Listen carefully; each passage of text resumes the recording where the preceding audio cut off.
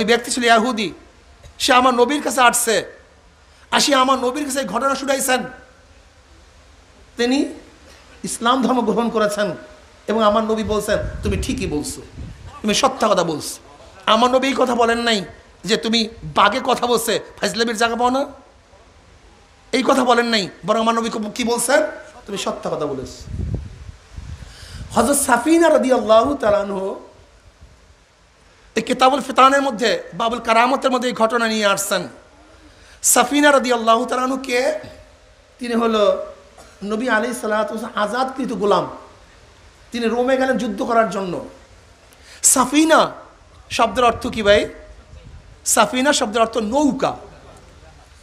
বলেন যারা আমাদের জাহাজ বাবা মানাইছেন, আবার নবীকে নাউজুবিল্লাহ জাহাজ বাবা নৌকা বাবা বলিয়েন না, আল্লাহ মাফ করিয়া দেও, নাউজুবিল্লাহ আল্লাহ মাফ করিয়া দেও সবাইকে। কেন আপনাদের তো বেয়াদবি সব জায়গায় আছে, নবীদের সাথে বেয়াদবি করেন, সাহাবাদের সাথে বেয়াদবি করেন। সাফিনাকে সাফিনা কেন বলা হলো? আসলে সাফিনার নাম হলো রুমান, তেনার নাম সাফিনা না। তিনি নবী আলাইহিস সালাতু ওয়াস সালাম আজাদকৃত গোলাম। নবী আলাইহিস সালাতু ওয়াস সালামের সাথে সফররত অবস্থায় তাদের এক সাথী দুর্বল হয়ে যায়। দুর্বল হওয়ার পরে ওই দুর্বল সাথী সমস্ত তলোয়ার, ঢাল, ধনুক, মালামাল যা কিছু আছে সব মাথার মধ্যে নিস। মাথার মধ্যে নেওয়ার পরে নবী আলাইহিস সালাতু ওয়াস সালামের কাছে আসছে। আসার পরে আমার নবীকে বলেন তুমি তো সাফিনা, তুমি তো নৌকা, তুমি তো সাফিনা, তুমি তো নৌকা। যেগুলো নৌকার মধ্যে মাল বহন করে বোঝা দেয়, মাল নেয়, ঠিক তুমিও তোমার মাথার মধ্যে মাল নিছো, তুমি তো নৌকা হয়ে গেছো। এখন নবী আলাইহিস সালাতু ওয়াস সালাম ব্যক্তিকে বোঝা নেওয়ার কারণে সাফিনা বলছে, নৌকা বলছে, আসলে ব্যক্তি নৌকা হয়ে গেছে না ভাই? কি কথা বলেন না কেন? তাই নবী আলাইহিস সালাতু ওয়াস সালামের নাম সাফিনা, এর জন্য সে আর নিজের নামকে রাখেন নাই। আবু হুরায়রা রাদিয়াল্লাহু তাআলার নাম যেমন আব্দুর রহমান, আবু হুরায়রা বলার কারণে তিনি তার নিজের নবীর নাম রাখছেন। ঠিক সাফিনা রাদিয়াল্লাহু তাআলা আনহু, আমার নবী বলছে আমাকে সাফিনা, এর জন্য নিজেকে নিজে সাফিনা হিসাবে পরিচয় লাভ করছেন। যেরকম ওই ব্যক্তিকে সাফিনা বলার কারণে ব্যক্তি নৌকা হয় নাই, ঠিক জাহাজের উদাহরণ দেওয়ার কারণেই আমরা জাহাজ বাবা হই নাই। যদি জাহাজ বাবা হয়ে যান, আল্লাহ পাক রব্বুল আলামিন এত বড় এক জুমার জামাতে আপনাকে আমাকে উপস্থিত হওয়ার তৌফিক দান করছেন। এই শুকরিয়া বিষয় কি বিষয় না? অবশ্যই শুকরিয়ার বিষয়। কাজে শুকরিয়া দান সবাই বলে আলহামদুলিল্লাহ।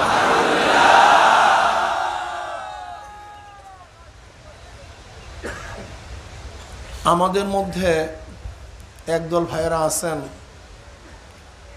যারা সব সময় এই বক্তব্য দিয়ে থাকেন যে কোরআন ও হাদিসই আমাদের জন্য যথেষ্ট, কারণ অনুসরণ অনুকরণ করতে হবে না, করতে তো হবেই না, বরং অনুসরণ অনুকরণ করা শিরক, এটা জায়েজ নেই। তারা এই বক্তব্য দিয়ে সাধারণত এই কথাটা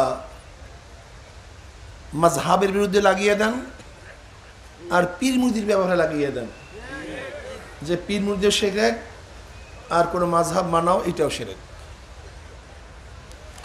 কিসের জন্য শিরক করতেছে? অনুসরণ অনুকরণ করতেছে, এর জন্য শিরক করতেছে।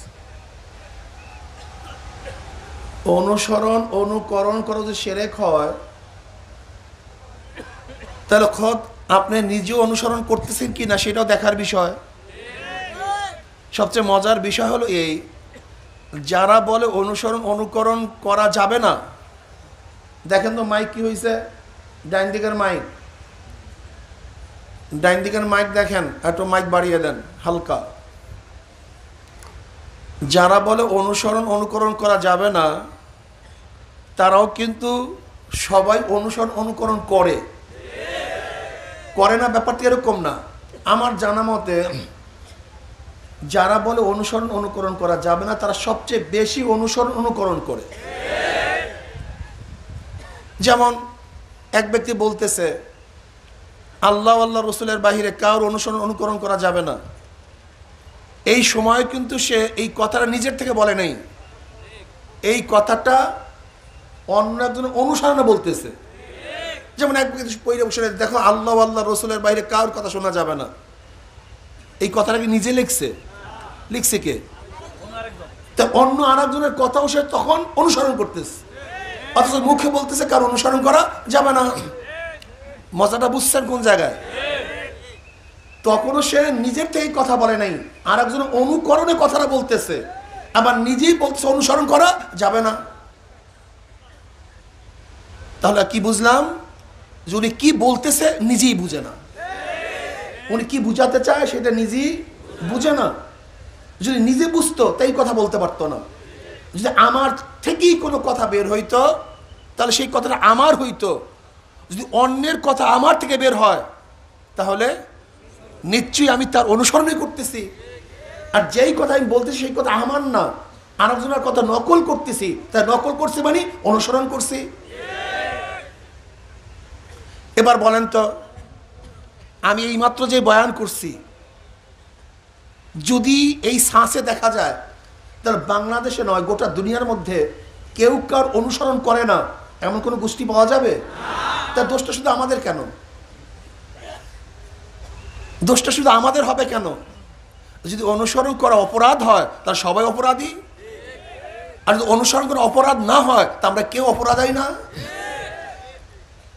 তা বলে শোনেন, আসলে ওনাদের বুঝায় ভুল। আইয়ামে জাহিলিয়াত কোন যুগকে বলা হয়? নবী আলাইহিস সালাতু ওয়াস সালাম আবির্ভাবের আগের যুগকে আইয়ামে জাহিলিয়াত বলা হয়। নবী আলাইহিস সালাতু ওয়াস সালাম জন্মগ্রহণ করেছেন 570 ঈসাই সালে, তিনি নবুয়ত পেয়েছেন 610 ঈসাই সালে, 40 বছর পরে। আচ্ছা, নবী আলাইহিস সালাতু ওয়াস সালাম নবুয়তের পরে সেই জাহিল যুগটা কি হয়ে গেছে? স্বর্ণের যুগ। কি হয়ে গেছে ভাই? কেন? নবী আসার পর স্বর্ণের যুগ হবে কেন?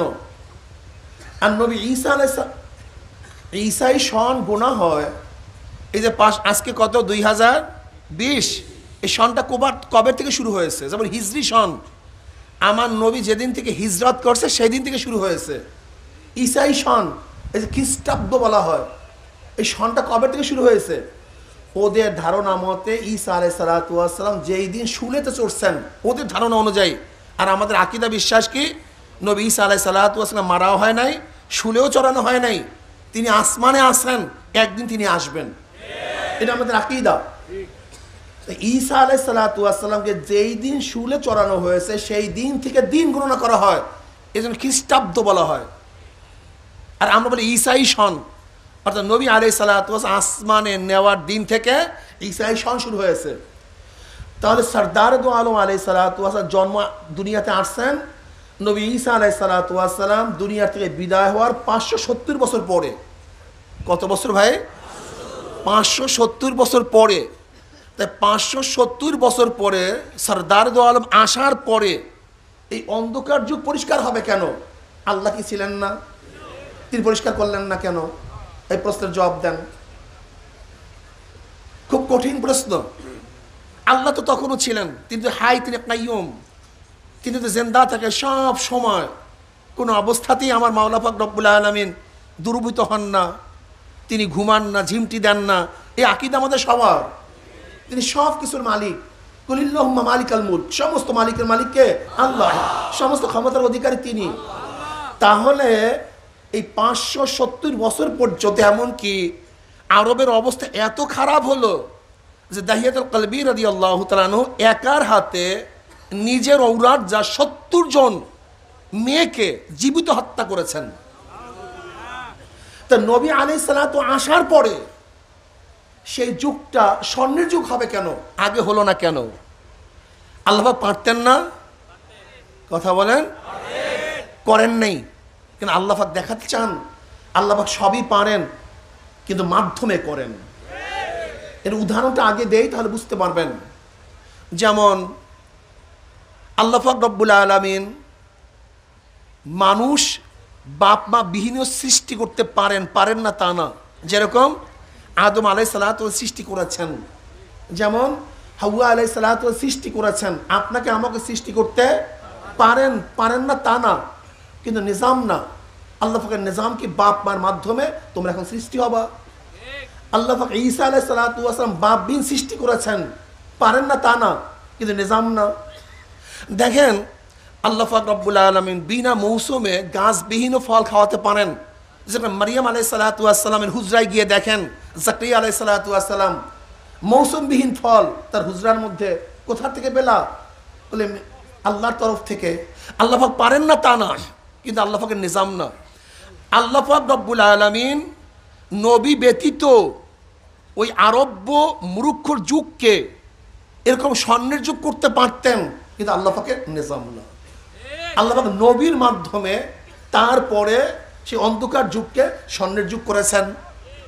আচ্ছা আসুন তো, নবী আলাইহিস সালাতু ওয়াস সালাম সহ সমস্ত নবীদেরকে হেদায়েত কে দিছে?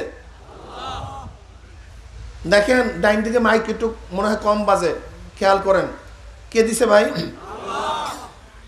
তা আবু বকর রাদিয়াল্লাহু আনহু হেদায়েত দিছে কে? তাই নবীর আগে হেদায়েত পাইলেন না কেন? নবীর পরে হেদায়েত পাইলেন কেন? এই প্রশ্ন করছেন একদিনও? সমস্ত নবীদেরকে আল্লাহ পাক হেদায়েত দিছে ডাইরেক্ট। আবু বকর, ওমর, ওসমান, আলী রাদিয়াল্লাহু আনহুম তারা হেদায়েত পেয়েছেন ইনডাইরেক্ট নবীর মাধ্যমে। হ্যাঁ, যেই মাওলায় সমস্ত নবীকে ডাইরেক্ট হেদায়েত দিছেন সেই মাওলা তো ইনডাইরেক্ট আবু বকর, ওমর, ওসমান তো হেদায়েত দিতে পারতেন, পারতেন না তা না, পারতেন, কিন্তু নিজাম না। কি না ভাই? দেখেন রিজিকের মালিককে বিশ্বাস করছেন? ব্যবসা করলেন কেন? চাকরি করলেন কেন? ফসল লাগালেন কেন? রিজিকের মালিক তো আল্লাহ। হ্যাঁ, রিজিকের মালিক আল্লাহ, কিন্তু আল্লাহ মাধ্যম ব্যতীত রিজিক দান করেন না। ঠিক না ভাই? হেদায়েতের মালিক আল্লাহ। আমি কালকে হাদিস শুনাইছি, বুখারীর মধ্যে রওয়ায়াত আসছে, বনি ইসরাইলের ব্যক্তি প্রায় 99টা খুন করছে। এক পাদ্রীর কাছে গিয়ে বলতেছে আমার কি তওবা আছে? তোমার কপালে কোনো তওবা নেই। তওবা যেহেতু নাই তা তোমাকে রাইখা লাভটা কি? কারবার ওখানে ওই ব্যক্তিকে শেষ করছে, 100 পূরণ করে ফেলাইছে। বুখারীর রওয়ায়াত বলতেছে 100 কারবার। কিন্তু ব্যক্তি চিন্তা করতেছে কি হবে, কি হবে, কোথায় কি কি কি করি, কি করি, কি করি, কোন কওমের কাছে গেলে, কাদের কাছে গেলে হেদায়েত পাবো, কোন কওমের কাছে গেলে হেদায়েত পাবো, কার কাছে গেলে হেদায়েত পাবো। আমি বলতেছি না ভাই, বুখারী উল্টায় দেখেন, আমার নবীর কথা বলতেছি। ব্যক্তি চিন্তা করছে কাদের কাছে গেলে হেদায়েত পাবো, কোন কওমের কাছে গেলে হেদায়েত পাবো, কার কাছে গেলে হেদায়েত পাবো। অমুকের কাছে জিজ্ঞাসা করে, তমুকের কাছে জিজ্ঞাসা করে। লোকেরা বলতেছে তুমি অমুকের কাছে যাও, ওই গ্রামে যাও, ওই এলাকায় যাও, সেখানে আলেম আছে, তুমি তার কাছে চলে যাও। ব্যক্তি রওনা করছে, পথিমধ্যে আল্লাহ পাক রব্বুল আলামিন তার হায়াত শেষ করে দিয়েছেন। আচ্ছা বলেন তো, প্রত্যেকটা মানুষের হায়াত নির্ধারিত এবং কখন মারা যাব এই ব্যাপারে আল্লাহ জানেন কি জানেন না? কোন জায়গায় মারা যাব সেই জমিন সম্পর্কে আল্লাহ পাক জানেন কি জানেন না? তা ওই ব্যক্তি ওই সময় মারা যাবে, ওই জমিনে মারা যাবে, এটা আল্লাহ পাক জানছিলেন না? কিন্তু ব্যক্তি যখন লুটায় পড়তেছিল মৃত্যুর কোলে, তখন সিনাটা এরকম, সিনা হাদিসের মধ্যে সিনা তিনি আলেমের বাড়ি থেকে ঘুরাই দিয়েছেন বারবার। এই সিনা ঘুরাই দিয়েছেন, আলেমের বাড়ি থেকে পিঠ রাখেন নাই, সিনা রাখছেন, এরকম সিনাটা ঝুঁকাই দিয়েছেন আলেমের বাড়ির দিকে। আলেমের বাড়ি থেকে সিনা ঝুঁকাই দিয়ে আমি যেতে পারলাম না, কিন্তু আল্লাহর কাছে বললাম মাওলা হে তুমি দেখো, আমি আলেমের বাড়ি থেকে রওনা করছি, পারি নাই, আমি সিনা ঘুরাই দিয়েছি। আল্লাহ পাক রব্বুল আলামিন ওই ফেরেশতাদেরকে ফয়সালা দিলেন, যেই দুই ফেরেশতা আসছে রূহ নেওয়ার জন্য, জান্নাত এবং জাহান্নামের ফেরেশতারা। কেউ বলতেছে রূহ আমাদের, কেউ বলছে আমাদের, ঝগড়া সৃষ্টি হয়েছে। আল্লাহর কাছে ফয়সালার জন্য গেছেন। আল্লাহ পাক বললেন যাও, ঝগড়ার দরকার নেই, ওই ব্যক্তির মরদেহ, তার বাড়ি মাপো এবং আলেমের বাড়ি মাপো। যদি নিজের বাড়ি কাছে হয় তার মরদেহের থেকে, তাই তওবার থেকে দূরে, আর আলেমের বাড়ি কাছে হলে তওবার নিকটে। তওবার নিকটে হলে তাকে জান্নাতের ফেরেশতারা রূহ নিবে, আর যদি তওবার থেকে দূরে হয় তাহলে জাহান্নামের ফেরেশতারা রূহ নিবে। নবী আলাইহিস সালাতু ওয়াস সালাম বললেন ফিলহাল ঘটনা এরকম ছিল যে ওই ব্যক্তির মরদেহের থেকে তার নিজের বাড়ি কাছে ছিল, আলেমের বাড়ি দূরে ছিল। আল্লাহ পাক রব্বুল বলেন জমিনকে হুকুম করেছে, জমিন নিজের বাড়ির দিকে ছোট হয়ে যাও, নিজের বাড়ির দিকে বড় হয়ে যাও, আলেমের বাড়ির দিকে ছোট হয়ে যাও। হাদিসের মধ্যে আসছে আল্লাহ পাক জমিনকে হুকুম করছেন জমিন আলেমের বাড়ির দিকে ছোট হয়ে গেছে, নিজের বাড়ির দিকে দরাজ হয়ে গেছে, লম্বা হয়ে গেছে। ফয়সালা অনুযায়ী কথা, ফয়সালা অনুযায়ী। কিন্তু আল্লাহ পাক জানেন না এগুলি, বাহানা করলেন কেন?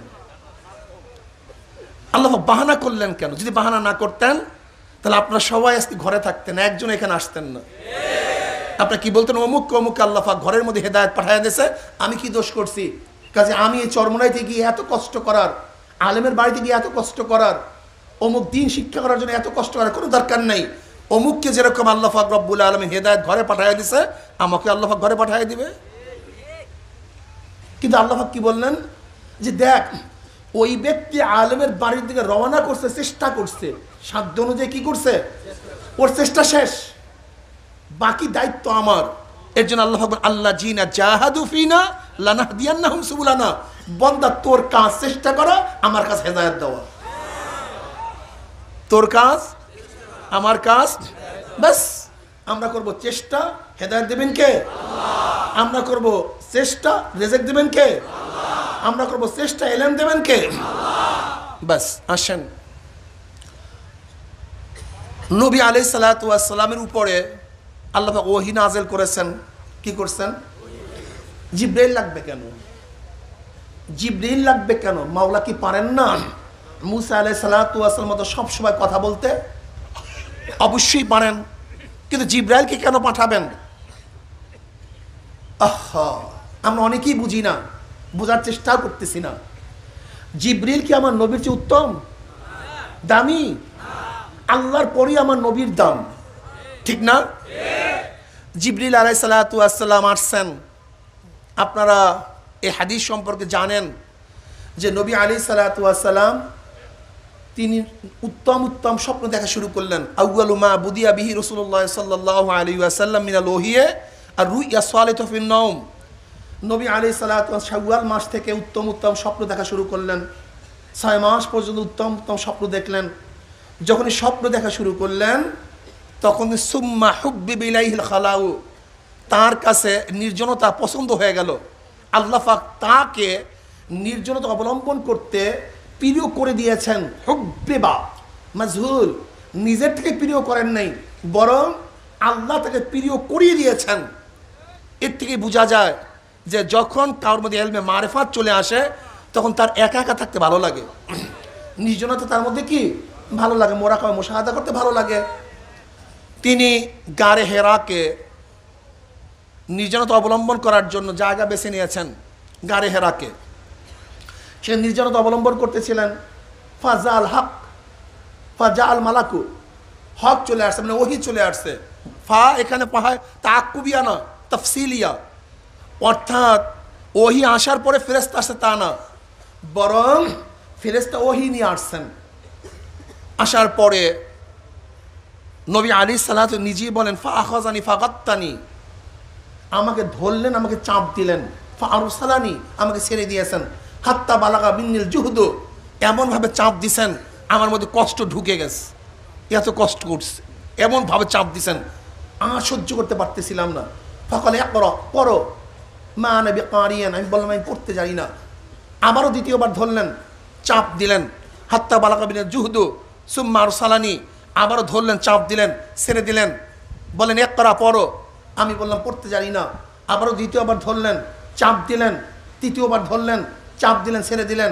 এবার বললাম ইকরা বিসমি রাব্বিকাল্লাযী খালাক, খালাকাল ইনসানা মিন আলাক। যেই মাওলা পাক রব্বুল আলামিন আমার নবীকে সৃষ্টি করেছেন তখন থেকে তিনি নবী। যখন আদম আলাইহিস সালাতু ওয়াস সালাম মৃত্তিকার মধ্যে এবং পানির মধ্যে দোল খাচ্ছিলেন সেই সময় থেকে আমার নবী নবী। তা আল্লাহ পাক রব্বুল আলামিন সিনা সাক করার জন্য এই পদ্ধতি জিবরিলের মাধ্যমে করলেন কেন? আল্লাহ পাক পারতেন না? যদি করতেন তাহলে এলেম অর্জন করার জন্য কেউ মাদ্রাসায় ভর্তি হইতেন না, এলেম অর্জন করার জন্য কেউ উস্তাদের কাছে যাইতেন না। বরং আপনারা কি বলতেন, যেরকম আল্লাহ পাক রব্বুল আলামিন এলেম ডাইরেক্ট আমার নবীকে দিয়ে দিছে, কাজে আমরাও এলেম অর্জন করব। ঘরে বৈশা বৈশা কেন মাদ্রাসায় গিয়ে ডাইল খাবো, এত কষ্ট কেন করব? চরমইতে এসে এত রৌদ্র, এই কাদা বর্ষা, বাথরুম কেন সারতে পারবো না, কেন এত সাধনা করব? কাজে আমি সাধনার মধ্যে নাই, আমাকে ডাইরেক্ট পাঠিয়ে দাও। এখান থেকে শিক্ষা। যেরকম নবী আলাইহিস সালাতু ঘরের থেকে বের হয়ে গাড়ি গুহায় গেছেন, গাড়ি হেরায় গেছেন, ওই গুহার মধ্যে গেছেন ঘরের থেকে বের হয়ে। তো তোমাকে আমাকে ঘরের থেকে বের হতে হবে, এলেম অর্জন করার জন্য সাধনা করতে হবে, চেষ্টা করতে হবে, কথা ঠিক না? তাই নবী আলাইহিস সালাতু সাধনা করছেন, আল্লাহ পাক রব সাধনার ফল দান করছেন। তুমি আমি সাধনা করব, আল্লাহ ফল দান করবেন।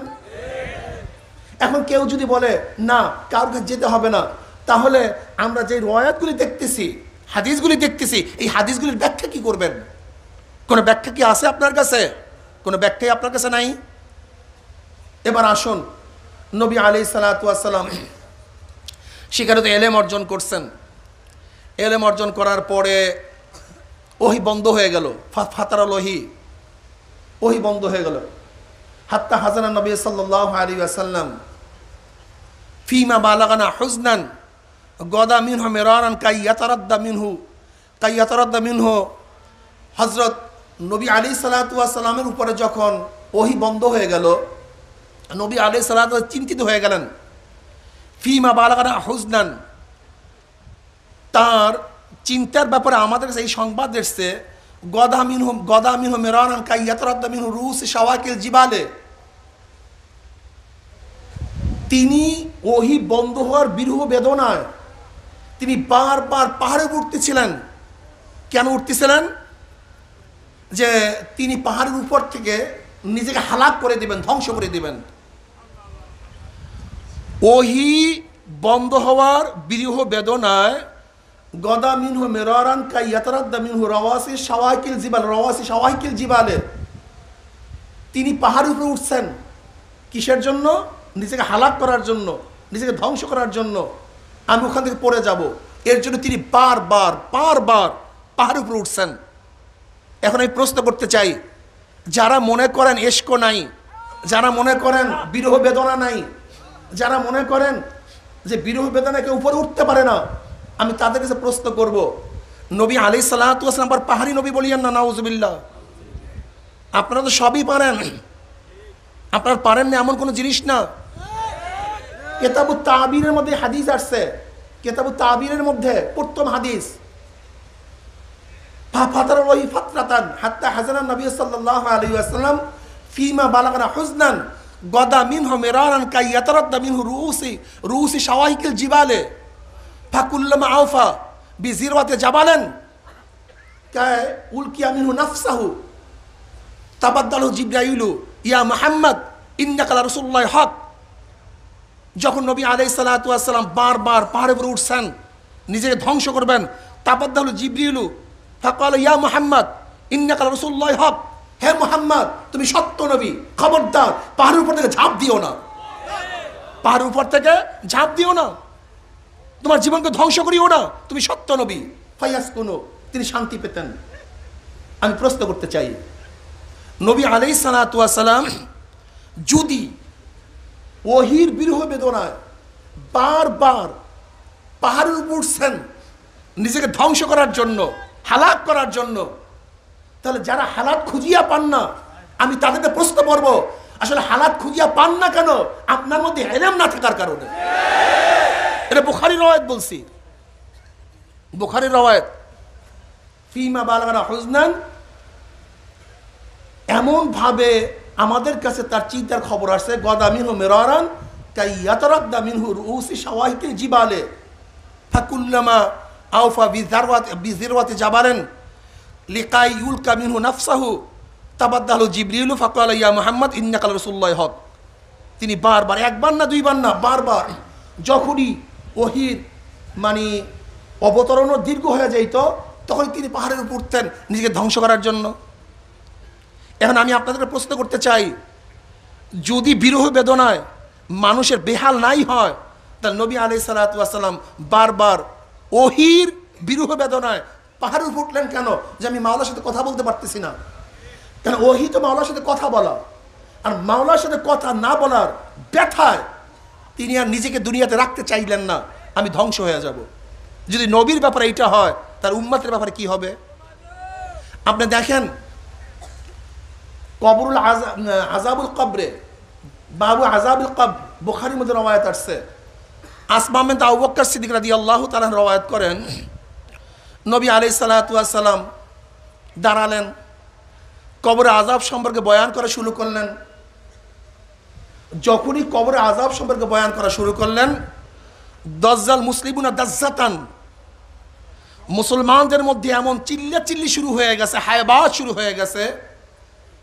আসমা বিনতে আবু বকর সিদ্দিক রাদিয়াল্লাহু ফরমান, এমন চিল্লাচিল্লি শুরু হয়ে গেছে যে নবী আলাইহিস সালাতু ওয়াস সালাম কি বলতেছেন এটা আমি শুনতেছিলাম না, এটা আমি শুনতেছিলাম না। দাজ্জাল মুসলিমুনা দাজ্জাতান, দাদ এবং জিম, দাজ্জাল মুসলিমুনা দাজ্জাতান, যে মুসলমানদের মধ্যে চিল্লাচিল্লি এমনভাবে শুরু হয়ে গেছে, নবী আলাইহিস সালাতু ওয়াস সালাম কি বয়ান করতেছিলেন আমি তা শুনতেছিলাম না। এটা বুখারী রওয়ায়াত বলতেছি।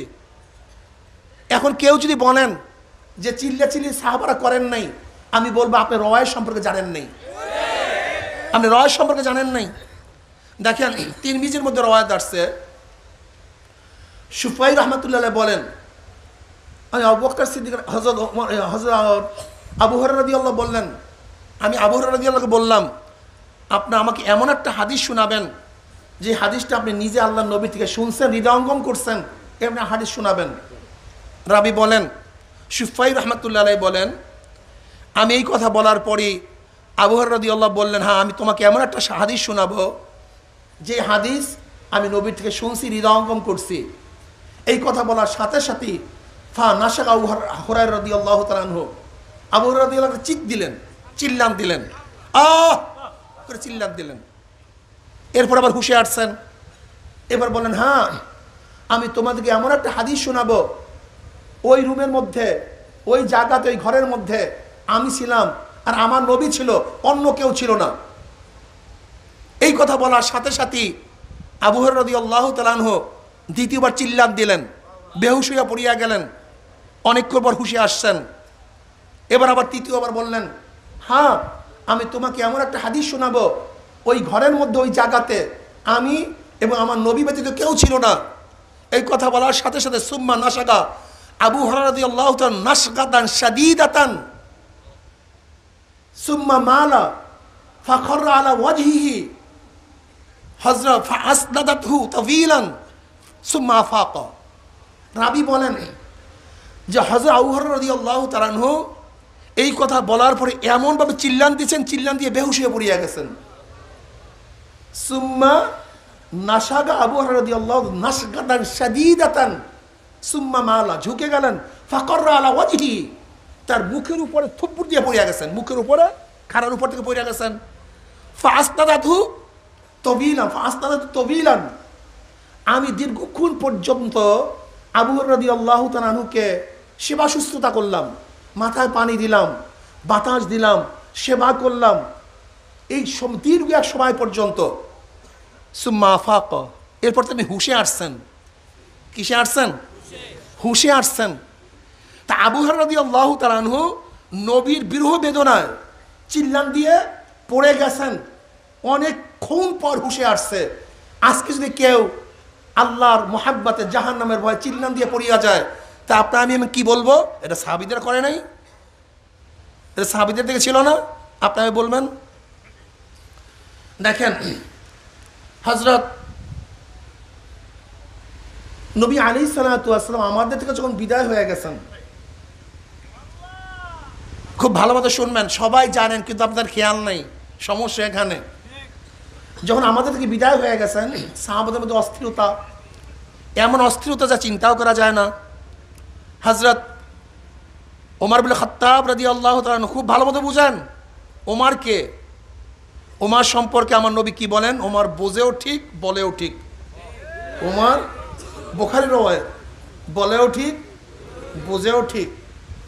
ওমর এমন বুঝে যে তার অনুকূলে কোরআনের বহুত আয়াত নাযিল হয়ে গেছে, এমন বুঝে ওমর এমন বুঝে তার অনুকূলে কোরআনের অনেক আয়াত নাযিল হয়েছে। কোন কোন রওয়ায়াতে 18টা 22টা পর্যন্ত তার আয়াত নাযিল হয়েছে তার অনুকূলে কোরআনের মধ্যে। আল্লাহ নবী কি বলছেন, আমার পরে কেউ নবী হইল ওমর নবী হয়ে যাইতো। এই ওমর কি হলো, ওমরের অবস্থা একটু বয়ান করলে বুঝতে পারবেন। অত সবসময় আমরা জানি কিন্তু হুঁশ নাই। নবী আলাইহিস সালাতু ওয়াস সালাম যখন দুনিয়ার থেকে চলে গেছেন, ওমর ইবনে খাত্তাব রাদিয়াল্লাহু তাআলা তলোয়ার উন্মুক্ত করলেন, কি বললেন? খবরদার কেউ যদি বলো নবী মারা গেছে, আমি তার ঘাড়কে তার শরীর থেকে আলাদা করে দেব। তার ঘাড়কে শরীর থেকে, আমার নবী মারা যান নাই, তা কি হয়েছে? তাদের গাধা। যেরকম নবী মুসা আলাইহিস সালাতু ওয়াস সালাম তুর পাহাড়ে আল্লাহর সাথে কথা বলার জন্য গিয়েছিলেন, আর তার উম্মাতরা বুঝছে যে নবী মুসা শেষ, সে আর নাই, কাজে আমরা এখন মূর্তি পূজা করব, গরু পূজা করব, অমুক করব, তমুক করব। ঠিক নবী মুসা আলাইহিস সালাতু ওয়াস সালাম আল্লাহর সাথে কথা বলার পরে আবার ফিরে আসছেন। ঠিক আমার নবী আল্লাহর সাথে কথা বলার জন্য গেছেন, তিনি আবারও ফিরে আসবেন। কেউ যদি বলো ওমর মারা গেছে, এসে আমার নবী মারা গেছে, তাহলে তার ফয়সালা এই তলোয়ার। কে বলছেন? খুব ভালো মতো বুঝেন। তৎকালীন সময় আবু বকর সিদ্দিক রাদিয়াল্লাহু তাআলা তার বাড়ির মধ্যে ছিলেন, ঘরের মধ্যে ছিলেন। তিনি আমার নবীর দুনিয়া থেকে বিদায় হওয়ার সংবাদ শুনে চলে আসছেন। ডোরা কাটা চাদরে আবৃত ছিলেন আমার নবী আলাইহিস সালাতু ওয়াস সালাম। নবী আলাইহিস সালাতু ওয়াস সালামের চেহারার উপর থেকে চাদরটা উঠালেন, আবু বকর সিদ্দিক চুমা দিলেন কপালের উপরে। তিনি বললেন, আপনার উপরে আল্লাহ পাক দুইবার মৃত্যু আঁকে করবেন না, যা অবতারিত হয়ে গেছে। এরপর তিনি বললেন, যারা মুহাম্মাদের ইবাদত করতা, মুহাম্মদ চলে গেছে, আর যারা আল্লাহর ইবাদত করবা, তিনি হাই, তিনি কাইয়ুম, তিনি এখনো জিন্দা আছে। এরপরে হযরত আবু বকর সিদ্দিক রাদিয়াল্লাহু তাআলা বের হলেন। বের হওয়ার পরে ওমর কথা বলতেছে, এই কথাই বলতেছে। তার পাশে লোক জমায়েত করা, জমায়েতবদ্ধ, ভিড় জমানো। আবু বকর সিদ্দিক রাদিয়াল্লাহু ডাক দিলেন, ওমর এদিকে আসো, বসো। ভ্রুক্ষেপ করলেন না। অথচ আবু বকর কি এত শ্রদ্ধা সম্মান তিনি করতেন যা চিন্তাও করা যায় না, কিন্তু কোনো ভ্রুক্ষেপ নাই, তিনি কোনো ভ্রুক্ষেপ করলেন না। হযরত আবু বকর সিদ্দিক রাদিয়াল্লাহু তাআলা আনহু দাঁড়ায় বলছে, ওমা মুহাম্মাদুন ইল্লার রাসূল কদ কলাত মিন ক্বাবলিহির রাসূল আফাইন মাতা আও কুতিলা আনকালাবতুম আলা আকাবিকুম ওয়া মান ইয়ানকালিব আলা আকিবাইহি ফালা ইয়াদুরুল্লাহ শাইআ।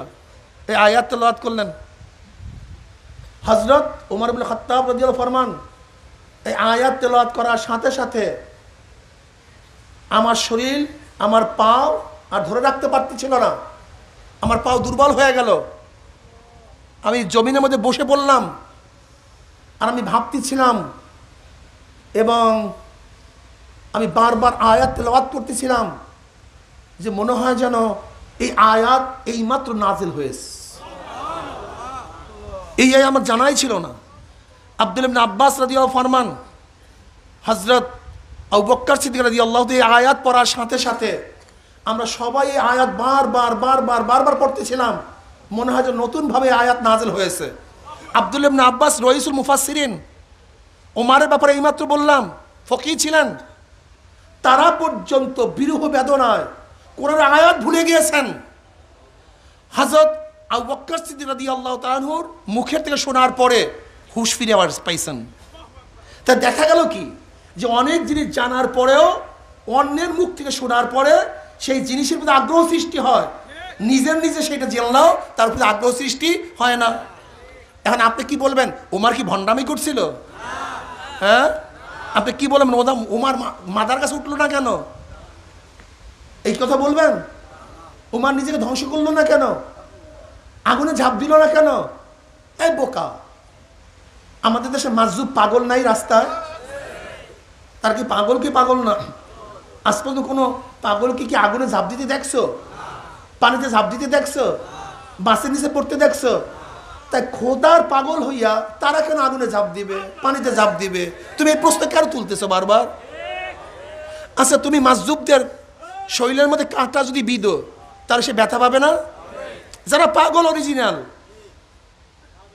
পাবনার হসপিটালের পাগলগুলিকে যদি কাঁটা দিয়া ফোড় দাও, তাই ব্যথা পাবে না? তা লাফাইতেছে কেন? তা তুমি এই পাগলদেরকে কেন বলতেছো এদের কাঁটা ফুইয়া দেবো, দেখবো এরা ব্যথা পায় কি পায় না? তোমার মাথার মধ্যে কি ঘিলু আছে? তুমি মাজলুমের অবস্থা দেখো, জানো? দেখো তোমার ভাই হঠাৎ রাগ করছে, এমনভাবে রাগ করছে, সিরা ফালাইতেছে, মাইরা ফালাইতেছে, অমুক করতেছে, অমুক করতেছে। কেন? তার কি হুঁশ নাই এটা বাবা? তার কি হুঁশ নাই এটা মা? তার কি হুঁশ নাই এটা অমুক? এরকম করতেছে কেন? আসলে তোমার হিংসা এবং তোমার বদ খেয়াল তোমাকে গোমরাহ করে ফেলাইছে। তোমার হিংসা, তোমার বদ খেয়াল তোমাকে গোমরাহ করিয়া ফেলাইছে। যাই হোক, এই বিষয়ে আজকে আলোচনা করব না। মাজ্জুব হওয়া স্বাভাবিক। হজরত মাবিয়া রাদিয়াল্লাহু তাআলার কাছে যখন নবী আলাইহিস সালাতু ওয়াস সালাম একটা হাদিস শোনানো হয়েছিল, এমনভাবে কাঁদতেন বেহুশ হয়ে গেছেন। এরকম বহুত ঘটনা হাদিসের কিতাবের মধ্যে আসছে। আমরা অনেকেই মনে করি কারামত জায়েজ, কারামতের সম্পর্কে আমাদের অনেকেরই জানা নাই। আমি দুই একটা হাদিস শুনে এই বিষয়ে শেষ করব। আবু হুরায়রা রাদিয়াল্লাহু ফরমান, এক বাঘ, এটা মিশকাতের মধ্যে রওয়ায়াত আছে, বাবুল কারামতের মধ্যে, কিতাবুল ফিতান বাবুল কারামতের মধ্যে হাদিস নিয়ে আসছেন মিশকাতের মধ্যে। হযরত আবু হুরায়রা রাদিয়াল্লাহু রওয়ায়াত করেন যে একটা বাঘ সে এক বকরিকে আক্রমণ করছে। বকরির রাখাল সে বের হয়ে গেছে বাঘের পিছনে পিছনে, বের হয়ে বকরি বাঘের মুখ থেকে ছাড়াই নিয়ে আসছে। ছাড়াই নিয়ে আসার পরে বাঘটা টিলার উপরে উঠছে, ল্যাজ গুটায়া বসছে। বসার পরে বাঘ এখন বলতেছে, হে রাখাল শোন, আমি ক্ষুধার্ত ছিলাম, রেজেকের তালাশে বের হয়েছি, আল্লাহ পাক রব্বুল আলামিন আমাকে রেজেকের ব্যবস্থা করেছেন, আর তুই সেই রেজেক থেকে আমাকে মাহরুম করছো। কে বলতেছে ভাই? কিসের ঘটনা বলতেছি? কথা বলেন না কেন? হাদিসের ঘটনা শুনাইতেছি, কিন্তু মিশকাত শরীফে হাদিস শুনাইতেছি। কে কথা বলতেছে? বাঘ কথা বলতেছে। রাখাল বলছে, আল্লাহর কসম, এরকম আশ্চর্য জিনিস আমি এর আগে কোনোদিন দেখি নাই, যে বাঘে কথা বলতেছে। এখন বাঘ বলতেছে, তুমি কি আশ্চর্য দেখছো? যাও, দুই পাথুরি জমির মধ্যে খাজুর বাগানে এমন একজনে বসবাস করে, সে এর চেয়ে আশ্চর্য। তার মানে সে আগেকার এবং পরেকার সমস্ত ঘটনা বর্ণনা করেন, বয়ান করে দেন। ওই ব্যক্তি ছিল ইয়াহুদি। সে আমার নবীর কাছে আসছে, আসি আমার নবীর কাছে ঘটনা শুনাইছেন। তিনি ইসলাম ধর্ম গ্রহণ করেছেন এবং আমার নবী বলছেন, তুমি ঠিকই বলছো, তুমি সত্য কথা বলছো। আমার নবী এই কথা বলেন নাই যে তুমি বাঘে কথা বলছে ফাজলামির জায়গা পাও না, এই কথা বলেন নাই, বরং আমার নবী কি বলছেন? তুমি সত্য কথা বলেছ। হযরত সাফিনা রাদিয়াল্লাহু তাআলা আনহু এই কিতাবুল ফিতানের মধ্যে বাবুল কারামতের মধ্যে এই ঘটনা নিয়ে আসছেন। সাফিনা রাদিয়াল্লাহু তাআলা আনহু কে? তিনি হলো নবী আলাইহিস সালাতু ওয়াস সালাম আজাদকৃত গোলাম। তিনি রোমে গেলেন যুদ্ধ করার জন্য। সাফিনা শব্দের অর্থ কি ভাই? সাফিনা শব্দের অর্থ নৌকা। বলেন, যারা আমাদের জাহাজ বাবা মানাইছেন, আবার নবীকে নাউজুবিল্লাহ জাহাজ বাবা, নৌকা বাবা বলিয়েন না, আল্লাহ মাফ করিয়া দেও। নাউজুবিল্লাহ, আল্লাহ মাফ করিয়া দেও সবাইকে। কেন আপনাদের তো বেয়াদবি সব জায়গায় আছে। নবীদের সাথে বেয়াদবি করেন, সাহাবাদের সাথে বেয়াদবি করেন। সাফিনাকে সাফিনা কেন বলা হলো? আসলে সাফিনার নাম হলো রুমান, তেনার নাম সাফিনা না। তিনি নবী আলাইহিস সালাতু ওয়াস সালাম আজাদকৃত গোলাম। নবী আলাইহিস সালাতু ওয়াস সালামের সাথে সফররত অবস্থায় তাদের এক সাথী দুর্বল হয়ে যায়। দুর্বল হওয়ার পরে ওই দুর্বল সাথী সমস্ত তলোয়ার, ঢাল, ধনুক, মালামাল যা কিছু আছে সব মাথার মধ্যে নিস। মাথার মধ্যে নেওয়ার পরে নবী আলাইহিস সালাতু ওয়াস সালামের কাছে আসছে। আসার পরে আমার নবীকে বলেন, তুমি তো সাফিনা, তুমি তো নৌকা, তুমি তো সাফিনা, তুমি তো নৌকা। যেটা নৌকার মধ্যে মাল বহন করে, বোঝা দেয়, মাল নেয়, ঠিক তুমি তোমার মাথার মধ্যে মাল নিছো, তুমি তো নৌকা হয়ে গেছো। এখন নবী আলাইহিস সালাতু ওয়াস সালাম ব্যক্তিকে বোঝা নেওয়ার কারণে সাফিনা বলছে, নৌকা বলছে, আসলে ব্যক্তি নৌকা হয়ে গেছে না ভাই? কি কথা বলেন না কেন? তাই নবী আলাইহিস সালাতু ওয়াস সালামের নাম সাফিনা, এর জন্য সে আর নিজের নামকে রাখেন নাই। আবু হুরায়রা রাদিয়াল্লাহু তাআলার নাম যেন আব্দুর রহমান, আবু হুরায়রা বলার কারণে তিনি তার নিজের নবীর নাম রাখছেন। ঠিক সাফিনা রাদিয়াল্লাহু তাআলা আনহু, আমার নবী বলছে আমাকে সাফিনা, এর জন্য নিজেকে নিজে সাফিনা হিসাবে পরিচয় লাভ করছেন। যেরকম ওই ব্যক্তিকে সাফিনা বলার কারণে ব্যক্তি নৌকা হয় নাই, ঠিক জাহাজের উদাহরণ দেওয়ার কারণেই আমরা জাহাজ বাবা হই নাই। যদি জাহাজ বাবা হয়ে যান তাহলে কি বলবেন? নবী আলাইহিস সালাতু ওয়াস সালাম ফরমান, আমার আমার আহলুল বাইত, আমার পরিবার পরিজন তোমাদের উপরে মিসলু সাফিনাতে নূহেন, নূহ আলাইহিস সালাতু ওয়াস নৌকার মতো। যে ব্যক্তি তার উপরে চড়ছে, মান রকেফাহা নাজা, যে নৌকায় চড়ছে সে নাজাত পেয়ে গেছে, মান তাকাল্লাফা হালাকা, যে নৌকায় চড়ে নাই সে ধ্বংস হয়ে গেছে। কি বলছেন? আমার নবী তার পরিবারকে নবী নূহের নৌকা বলছেন। কথা বলেন না কোনো ভাই? কার নৌকা বলছেন? নবী নূহের নৌকার মধ্যে যারা চড়ছে তারা কি নাজাত পেয়ে গেছে, যারা চড়ে নাই তারা ধ্বংস হয়ে গেছে। তা আমার নবীর পরিবারকে আমার নবী নবী নূহের নৌকা বলার কারণে যেরকম আমার নবীর পরিবার নৌকা হয়ে যায় নাই, ঠিক তদ্রূপ আমরা জাহাজের তুলনা দেওয়ার কারণে আমরা জাহাজ হয়ে যাই নাই, বরং জামাত হয়ে গেছি। এত জাহেল এরা কিভাবে হয় আমাকে বলেন? এত জাহেল কেমনে হয়? তা সাফিনা রাদিয়াল্লাহু তাআলা নিজে বলেন, রাবি বলতেছে আমি কোনো জায়গায় আটকা পড়ে গেলাম অথবা পথ হারায় ফেলাইলাম, আমি আমার সাথীদের কাছে মেলার জন্য রওনা করলাম, অমনি আমার সামনে একটা বাঘ পড়ে গেছে। কি পড়ে গেছে? বাঘ। বাঘ পড়ার আসাদ সিংহ পড়ে গেছে। সিংহ পড়ার সাথে সাথে তিনি বলেন, এই সিংহ শোন, আমি নবীর আজাদকৃত গোলাম সাফিনা। কি বলছেন? আমি নবীর আজাদকৃত গোলাম সাফিনা, আমি সেই সাফিনা। থাম। ফাআকবাল আল আসাদু ফাআকবাল আল আসাদু লাহু বাসবাসাতুন।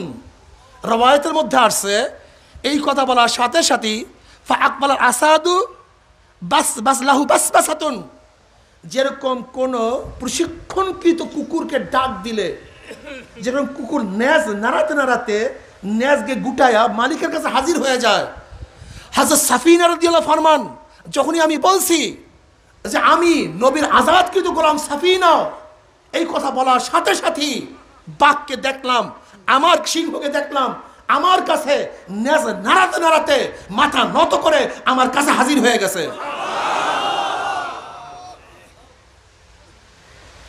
হাত্তা আকবালা ইলা জামবিহি, এমনকি সেই বাঘ সেই সিংহ সাফিনা রাদিয়াল্লাহু তাআলা। এখন অবস্থা কি হয়েছে জানেন? আর আশ্চর্যের ঘটনা শোনেন। সাফিনা রাদিয়াল্লাহু তাআলা বাড়ি তার কাফেলার দিকে রওনা করছেন, আর ওই সিংহ তার পথ উন্মোচন করে পথ পাহারা দিয়া দিয়া চলতেছিলেন। যখনই কোনো জায়গায় কোনো ভীতির আওয়াজ শুনতো, অমনি সিংহ সেখানে গিয়ে আক্রমণ করত, যেন তাকে হেফাজত করা যায়। এরকম করতে করতে সিংহ হযরত সাফিনা রাদিয়াল্লাহু আনহুকে তার কাফেলার কাছে পৌঁছায় দিয়ে আসছেন। দেখেন, আবার বাঘ বাবা বানায় ফেলেন না, সিংহ বাবা বানায় ফেলেন না, আর বলিয়েন না মিথ্যা ঘটনা। আল্লাহ আমাদের সবাইকে হেফাজত করুন। শেষ কথা হলো এই, মান তাশাব্বাহা বিকওমিন ফাহুয়া মিনহুম, যার সাথে যার মুহাব্বত তার সাথে তার কিয়ামত। আল মারউ মা মান আহাব্বা ওয়া লাহু মাকতাসাবা। আবু যার রাদিয়াল্লাহু ফরমান, আমি বললাম ইয়া নবী আল্লাহ, আর রাজুলু মান ইয়াহিব আর রাজুল ইউহিব্বুল কওমা, এক ব্যক্তি কোন ব্যক্তিকে কোন কওমকে মুহাব্বত করে, ওয়ালা ইয়াস্তাতু আইয়ামালাকা আমালিহিম ওয়ালা ইয়াস্তাতু আইয়ামালাকা আমালিহিম, কিন্তু সে ওই কওমের মতো ইবাদত করার ক্ষমতা রাখে না, সেই শক্তি তার মধ্যে নাই। নবী আলাইহিস সালাম কি বললেন? ইয়া আবাজার আনতা, তুমি মা মান আহবাবতা, তাদের সাথেই হবা যাকে তুমি মুহাব্বত করছো। আজকেও আমরা আল্লাহ ওয়ালাদেরকে মুহাব্বত করি, কাজে কিয়ামতের ময়দানে আমরা তাদের সাথে হব বলেই বলছি। যারা নবী আলাইহিস সালাতু ওয়াস সালামের যে উম্মতরা খাঁটি উম্মত থাকবে, তাদের সাথে যারা মুহাব্বত রাখবে, আল মারউ মা মান আহাব্বা ওয়া লাহু মাকতাসাবা, যারা মুমিনদের সাথে মুহাব্বত করবে, মুহাব্বত রাখবে, সম্পর্ক রাখবে, কিয়ামতের ময়দানে তাদের হাসর নাসর সেই মুমিনদের সাথে হয়ে যাবে। কাজে এখানে জাহাজের তুলনা কাফেলা, জাহাজের তুলনা কি? কাফেলা। আল্লাহ আমাদের সবাইকে বোঝার তৌফিক দান করেন। এখন কবলাল জুমা 4 রাকাত নামাজ পড়ে নেই।